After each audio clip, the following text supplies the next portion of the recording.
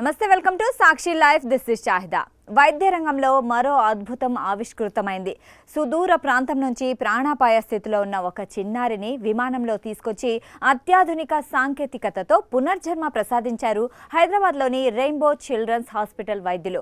ఈశాన్య భారతదేశం నుంచి హైదరాబాద్కు జరిగిన అత్యంత సుదీర్ఘమైన paediatric air ambulance ECMO recovery ఆపరేషన్గా ఇది రికార్డు సృష్టించింది. శ్వాసకోశ సమస్యతో విషమించిన పరిస్థితి. అస్సాం రాజధాని గౌహతికి చెందిన 8 ఏళ్ల బాలుడు తీవ్రమైన ఇన్ఫ్లుయెంజా బి ఇన్ఫెక్షన్ కారణంగా నిమోనియా బారిన పడ్డాడు.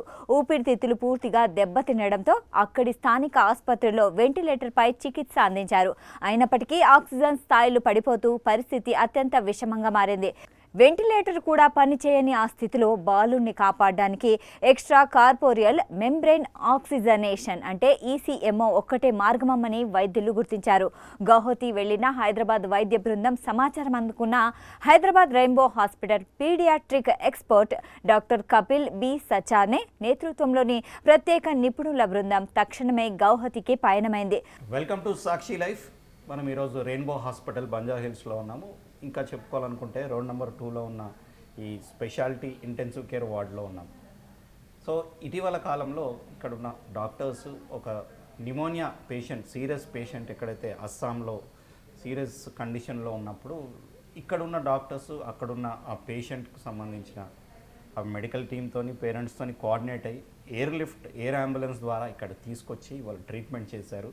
ఎక్మో అనే ఒక ప్రొసీజర్ ద్వారా వాళ్ళు ఇక్కడ ట్రీట్మెంట్స్ చేశారని చెప్తున్నారు. ఇక్కడున్న pulmonology department, heart department, paediatric సంబంధించిన డిపార్ట్మెంట్స్ అన్నీ కూడా కోఆర్డినేట్ చేసుకొని ఆ పిల్లాన్ని ట్రీట్మెంట్ చేసి సురక్షితంగా సక్సెస్ఫుల్గా మళ్ళీ వాళ్ళు అస్సాంకి పంపించడం జరిగింది. అసలు ఆ ఎక్మో ప్రాసెస్ ఏంటి, ఆ అబ్బాయికి ఏమైంది, ఇది ఒక రేర్ కేసుగా భావిస్తున్నారు ఇండియాలోని. మేడం చెప్పండి, ఇప్పుడు ఈ విషయాలు చెప్పడానికి మనకు డాక్టర్ అనుపమ మేడం ఉన్నారు. మేడం మీరు ఇంట్రడ్యూస్ చేసుకోండి.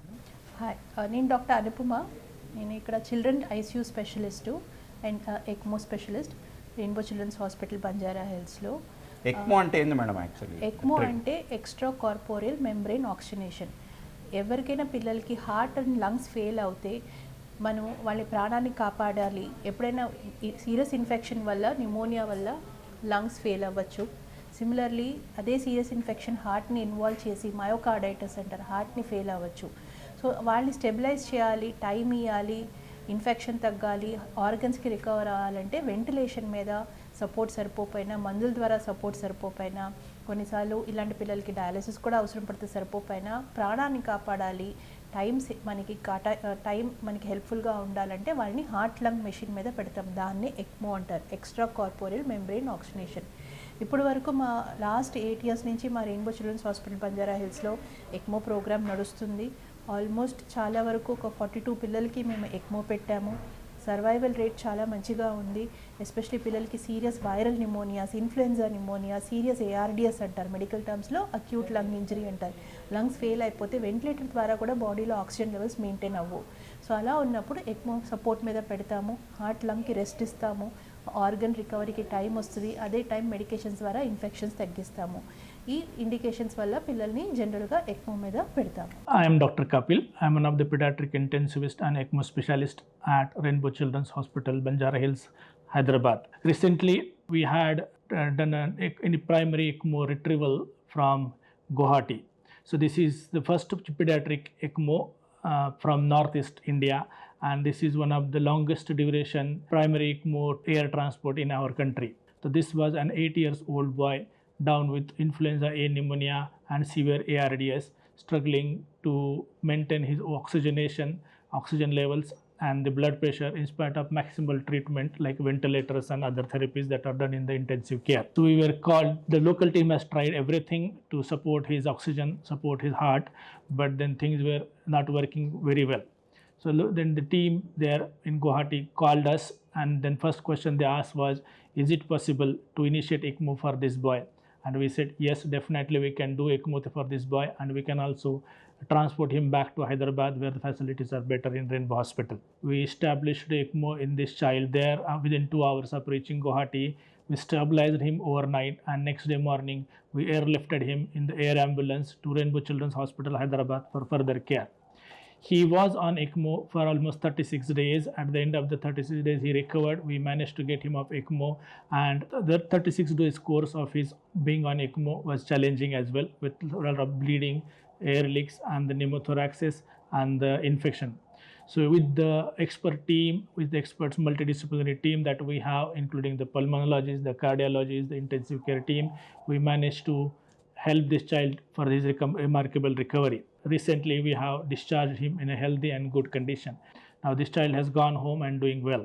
This also highlights the timely referral for this kind of patients to the ECMO centers, as well as the expertise of our team, our infrastructure and support from the management, and commitment of each and everyone who has helped this child's remarkable recovery. Thank you.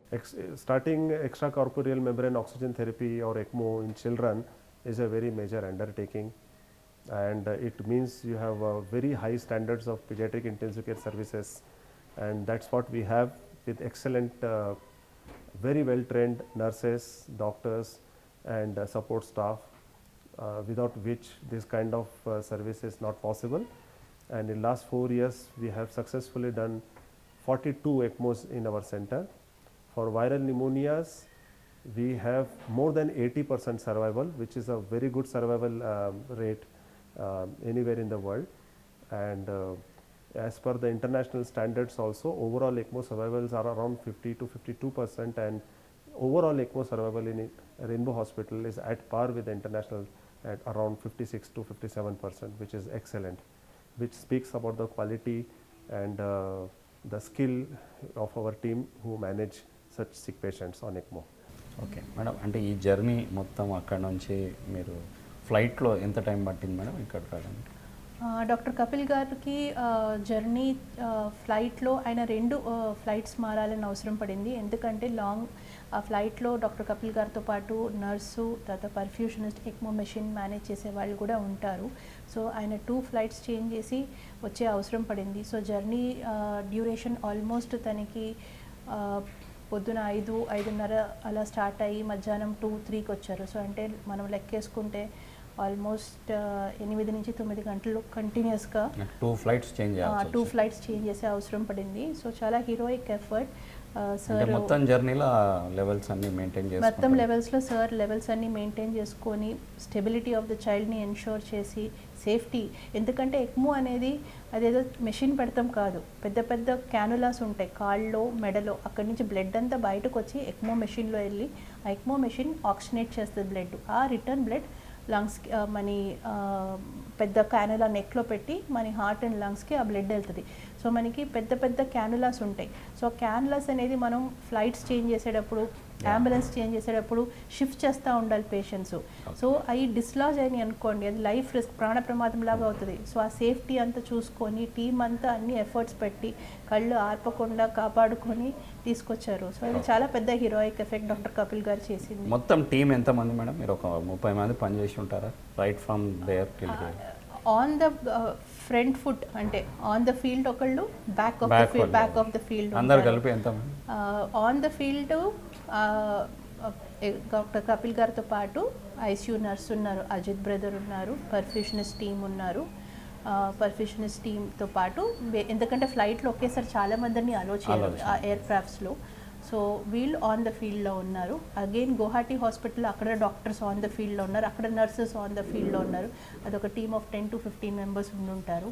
And once after they came back to the ICU, the whole ICU team మీకు ఇందాక చెప్పాను, మా director గారు doctor Dinesh Kumar Chirla, మా head of the ICU doctor Farhan Sheikh, మా colleague doctor Sandeep, and మా whole ICU fellows team and ICU nurses. So of the secondary team or the backup team almost మేమందరం కలిపి, including the fellows, doctors and nurses అందరం కలిపి were a team of 40 to 50 people. Every day, all the 36 days, be it day or night, the care should be the same. అంత effort పెడితేనే ఇలాంటి sick పిల్లలు బయటపడే అవకాశం అంటే అక్కడ నుంచి ఇక్కడ వరకు 36 days మేడం? 36 days పట్టింది ఎక్మో నుంచి బయటపడటానికి. ఓన్లీ ఎక్మో నుంచి బయటపడిన తర్వాత, వెంటిలేటర్ నుంచి బయటపడిన తర్వాత వార్డ్కి వెళ్ళి రికవరీ అయ్యి ఇంటికి వెళ్ళాడు. Thank you madam, congratulations for your achievement and your team also madam.